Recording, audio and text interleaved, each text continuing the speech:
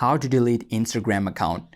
Hey guys, what's up? Welcome to How to Solution, and today in the video I'm going to show you how you can delete your Instagram account in 2022 on your phone. So first of all, open the Instagram application. Once you've been taken to the Instagram homepage, after that go in the bottom right corner and tap on your account icon. After that, go on the upper right corner and tap on the three horizontal lines and go into the settings. Now from here on, select the help section, and under the help section tap on help center. Now after that, tap in the search bar, and if you scroll down you came across a section where it says delete your account. Tap here.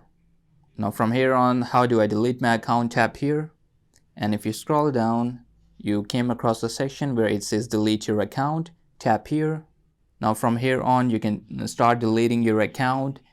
Select the reason why do you want to delete the account, and after that re-enter your password here, and if you not remember your password, simply tap on forgot password. After that, tap on delete. Tap here. After tapping here, Instagram is going to delete your account permanently. If you have to delete your account temporarily, simply tap here, temporarily deactivate.